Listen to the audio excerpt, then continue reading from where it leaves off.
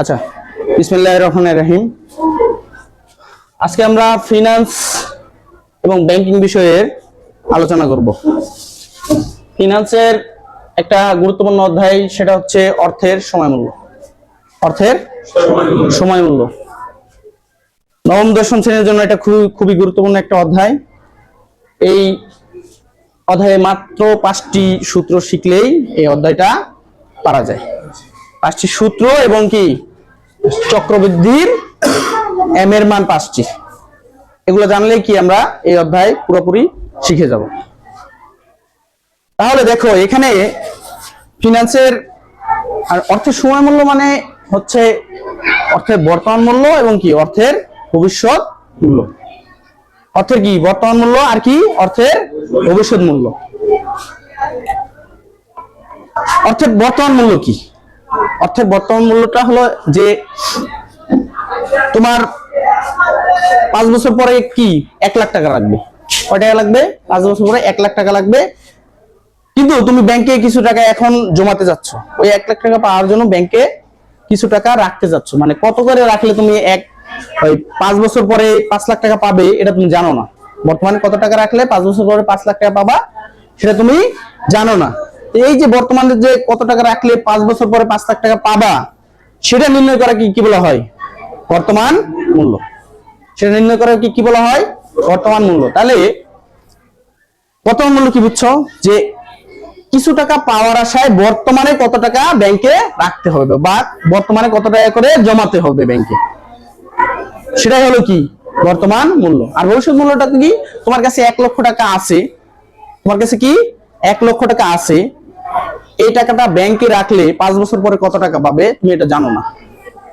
5 বছরের জন্য এই টাকাটা যদি ব্যাংকে রাখো তাহলে কত টাকা পাবে 5 বছর পর সেটা তুমি জানো না। সেটা বের করা কি বলা হয়?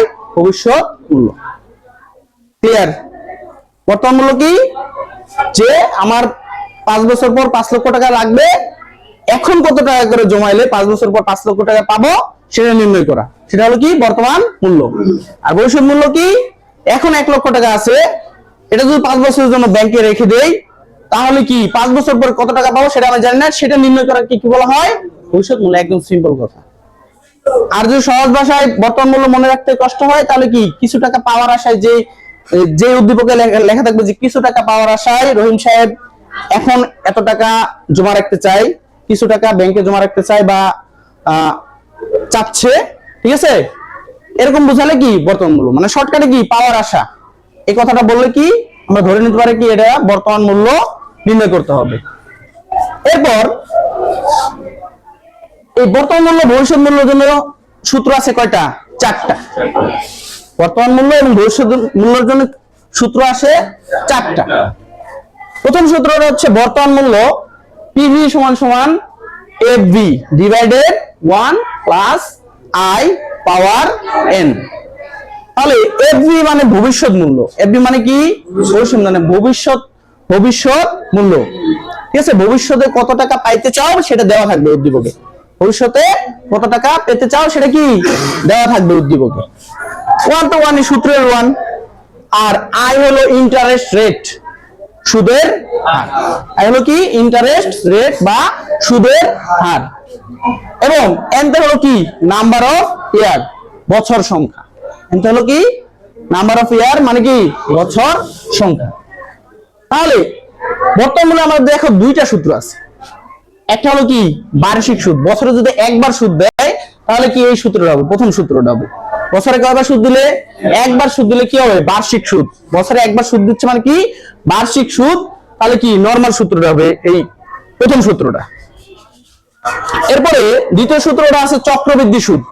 চক্রবৃদ্ধি সুদ সূত্রটা কি? পিভি সমান সমান FV divided 1 plus I divided M. 1 plus I divided M R power কি এন গুণন এম। এখন এই যে বাড়তি একটা এম আসলো, এটাই হলো কি এমটাই হলো কি চক্রবৃদ্ধি। এমটা হলো কি চক্রবৃদ্ধি সুদ। মানে এখানে বলছে যদি চক্রবৃদ্ধি সুদ কিভাবে বুঝবা?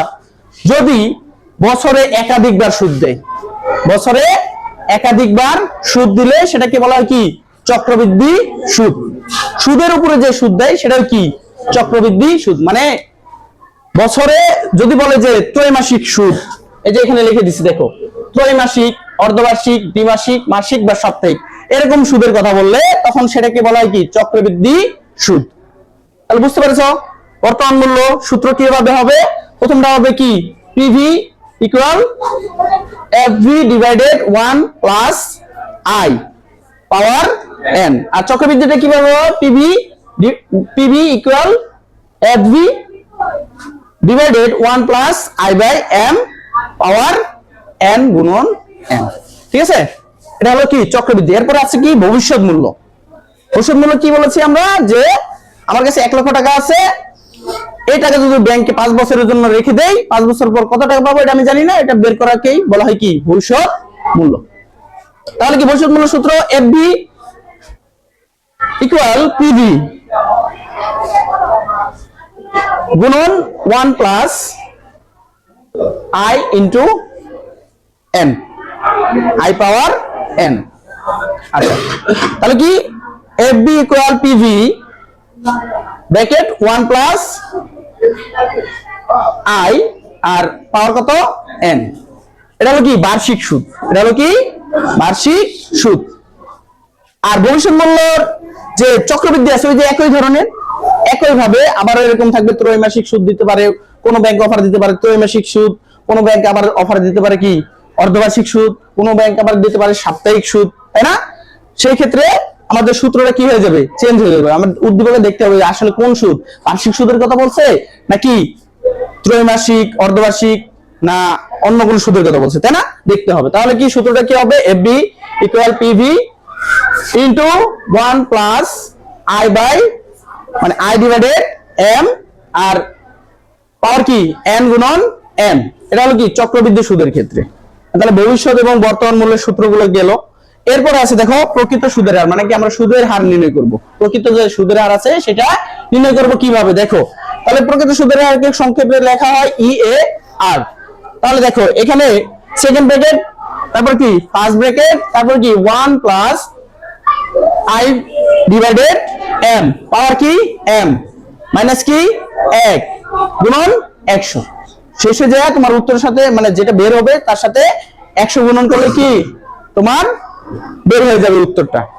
এখন আমার কথা শোনো, এখন এই যে চক্রবৃদ্ধির কথা বলছিলাম আমি, চক্রবৃদ্ধি আর চক্রবৃদ্ধির মানগুলো কিভাবে পাবা, আর চক্রবৃদ্ধির মানগুলো আসলে এমন মানগুলো কেমন হয়, তাই না?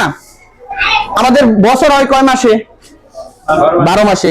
এখন এর চক্রবৃদ্ধি মানে কি? বছরে একাধিকবার সুদ দেওয়া। চক্রবৃদ্ধি মানে কি? বছরে একাধিকবার সুদ দেওয়া। তাহলে এম এর মান দেখো, আমি 5টা এম এর মান দিছি, তাই না? 5টা এম এর মান জানলেই হবে। 5টা এম এর মান বলতে ত্রৈমাসিক সুদ যদি বলে, ত্রৈমাসিক সুদ যদি বলে তাহলে কি এর মান কত হবে? 4। তুমি ত্রৈমাসিক মানে কি 3 মাস পর পর সুদ দিচ্ছে, 3 মাস 3 দিয়ে তাহলে তুমি 12 কে ভাগ দাও, কত হয়? 4। এরপর বলছে কি অর্ধবার্ষিক মানে কি 2। অর্ধবার্ষিক এম এর মান কত? 2 মানে কি 6 মাস পর পর কি দিচ্ছে? সুদ দিচ্ছে। এরপরে কি আছে? দ্বিমাসিক। দ্বিমাসিক মানে কি 2 মাস পর পর সুদ দিচ্ছে, 2 মাস পর পর সুদ দিচ্ছে। তাহলে কি এম এর মান কত হবে? 6। এরপর আর বলছে কি মাসিক মানে কি প্রতি মাসেই সুদ দিবে, আমাকে প্রতি মাসেই সুদ দিবে। তাহলে কি এম এর মান কত হবে? 12। এরপরে আছে সাপ্তাহিক সুদ মানে প্রতি সপ্তাহে আমাকে কি দিবে? সুদ দিবে। তাহলে আমাদের 1 বছর হয় কয় সপ্তাহে? 52 সপ্তাহে 1 বছর হয়। তাহলে এই যে এগুলো যদি জানা থাকে আর এই সূত্রগুলো যদি জানা থাকে তাহলে এই অধ্যায়ের অঙ্ক পারা খুবই সহজ, একদমই সহজ। এই সূত্রগুলো মানে এই 5টা সূত্র মুখস্থ থাকতে হবে, আর কি এই 5টা এম এর মান মানে মনে রাখতে হবে, তাহলেই কি আমার অঙ্ক পারা সহজ। এরপর আমরা নেক্সট ক্লাসে এটার একটা অঙ্ক করে আমরা দেখাবো, প্রত্যেকটা নিয়মের একটা করে অঙ্ক করে দেখাবো, তাহলে অনেকটা সহজ হয়ে যাবে এবং তোমরা খুব তাড়াতাড়ি শিখতে পারবে। আরো গুরুত্বপূর্ণ কিছু অধ্যায় আমরা করাবো। আজকে এই পর্যন্ত থাকলো। আল্লাহ হাফেজ।